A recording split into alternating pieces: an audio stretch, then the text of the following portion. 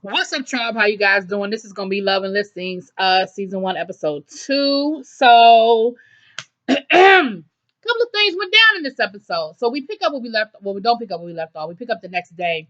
Anjanae is meeting with her boss with Eric, and he's like, "Look, how you feeling today?" And she said, I'm not in the best place. Kind of feeling a little some kind of way about how things went down yesterday. And he was like, "Look, Taylor was out of line, 100%. Well, you've got to be able to control yourself." He said, "What we're trying to do here is build up your reputation. And the last thing you want to get is a bad reputation because then nobody's going to want to work with you."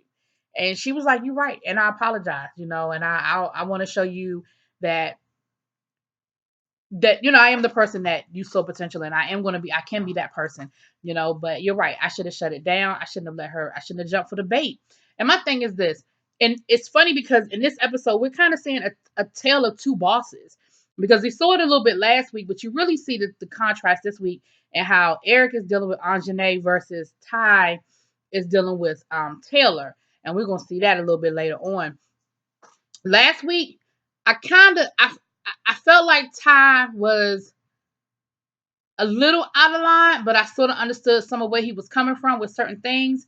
But this week, I really am not feeling Ty at all. But the problem is I ain't really feeling Taylor either. So we're gonna get there. So then we see a great scene with Jacob getting a phone call from his dad. His dad has been on communication restriction or something like that, and he hasn't talked to his dad in like 3 years. So he gets a call from the jail and it's Suge, and they have a really great father-son conversation. Like, he was like, "What you doing, man?" It was funny because at first he was like, "Oh shit, dad," and Suge was like, "What you say?" And it's funny because I think he really didn't hear him, but there's a part of me that was like, his dad was like, "What you say? Did you just curse, nigga?" Like, but um they get to talking. He was like, "Yeah, I was gonna ready to shave." He was like, "Yeah, I got facial hair now." And they had their little man conversation about facial hair and all that, what it means, and him dealing with the women. He was like, "Yeah," he said, "I ain't really wilding out with women right now because I'm really focused on my career."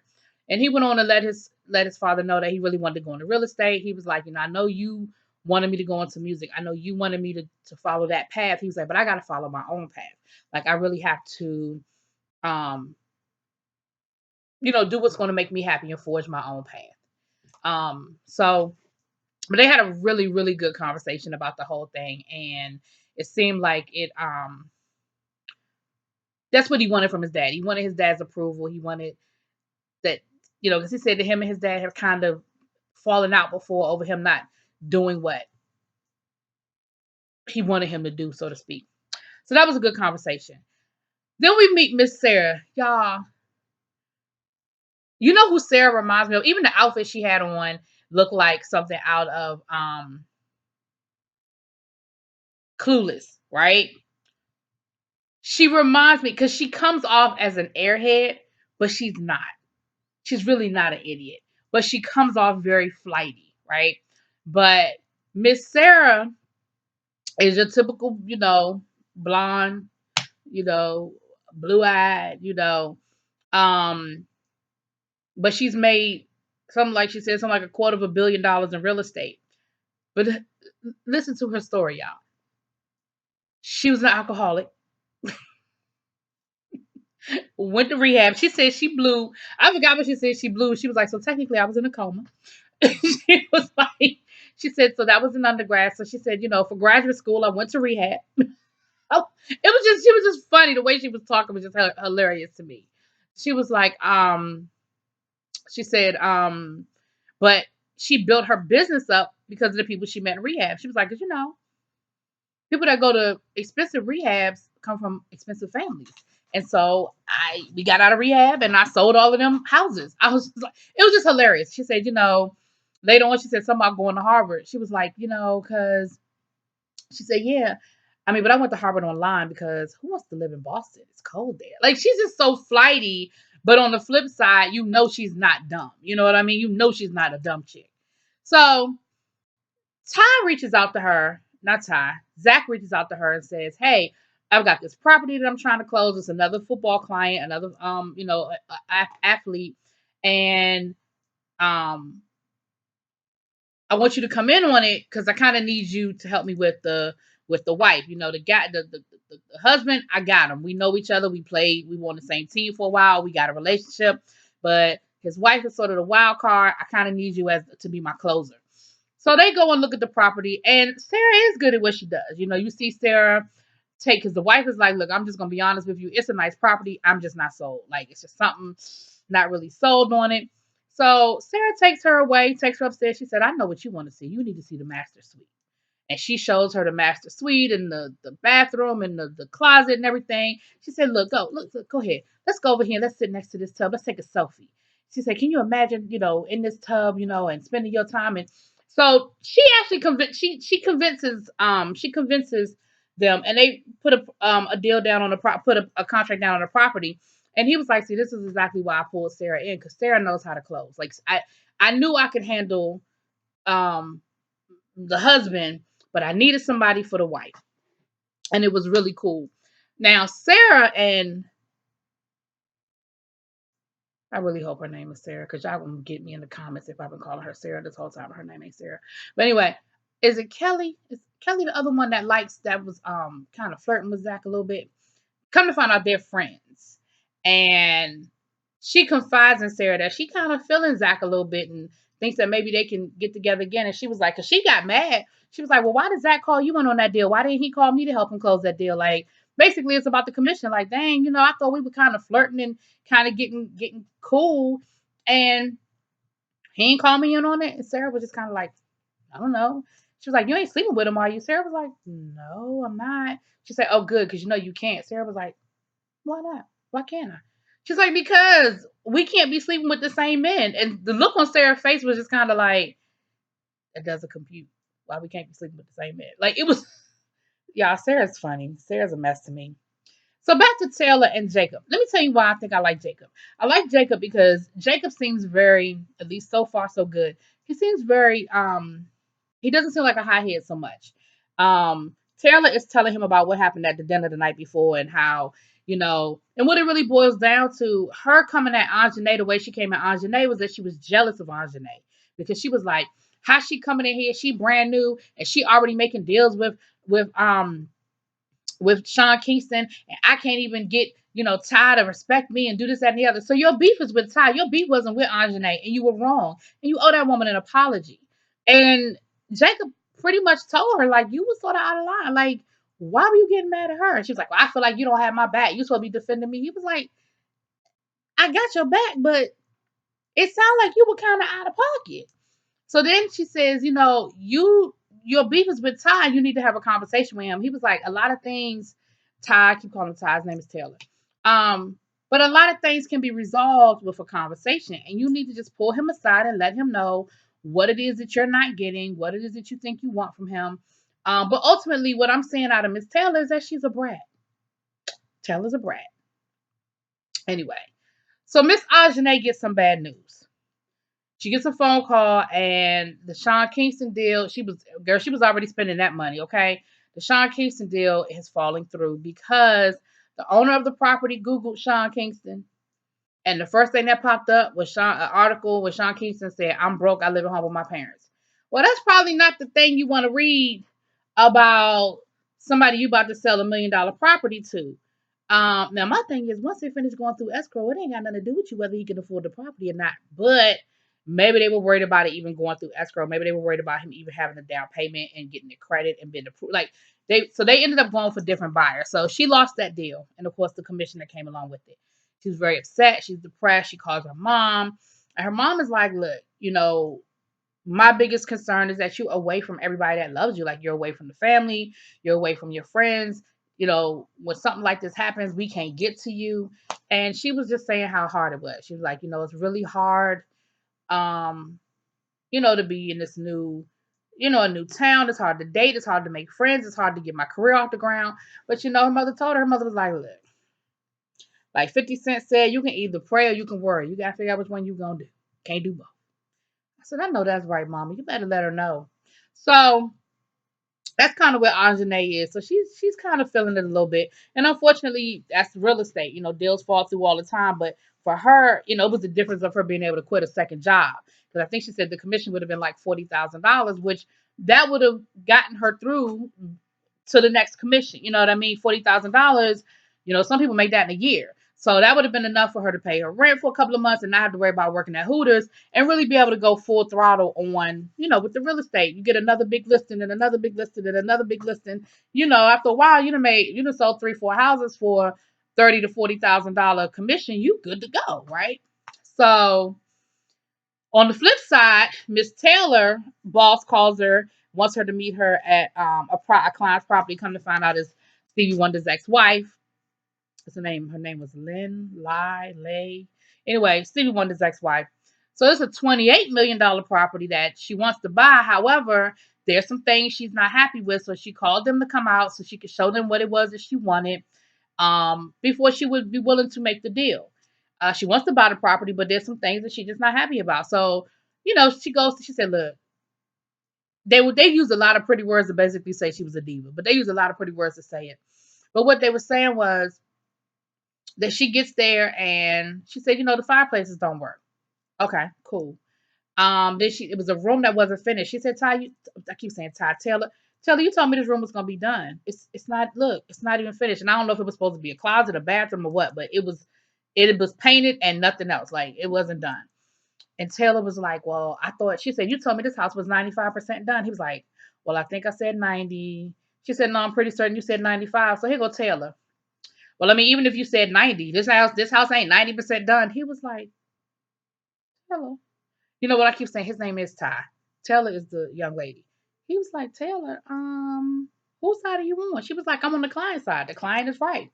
So then they go out back, and I guess there's supposed to be this whole pool, waterfall, jacuzzi thing happening, and there is nothing. Like they ain't even broke ground on the pool.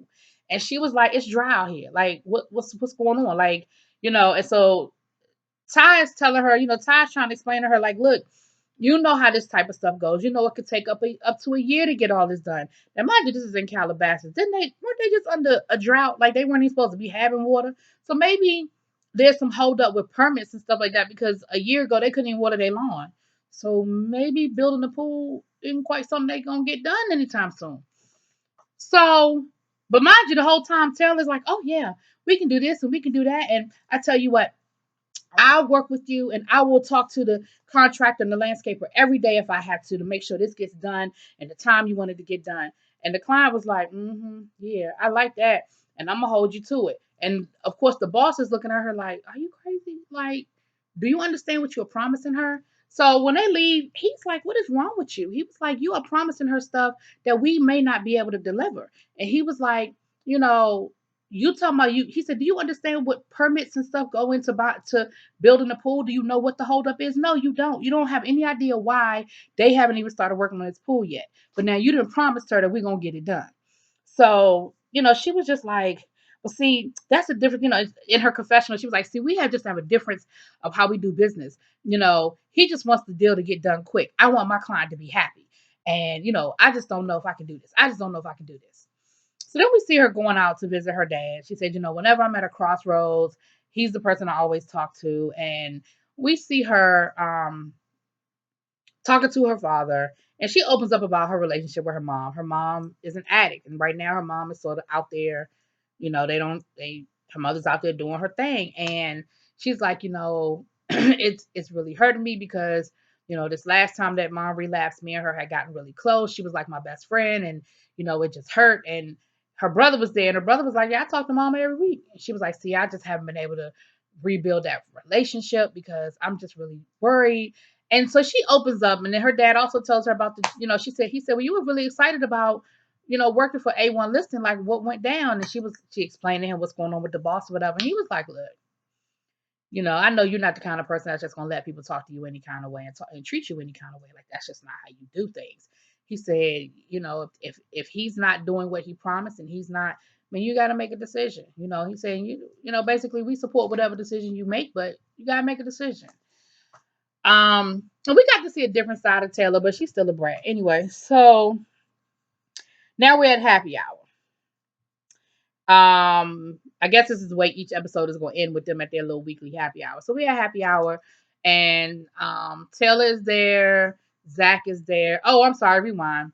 So Zach and Kelly brought Zach in on one of her deals. Oh no,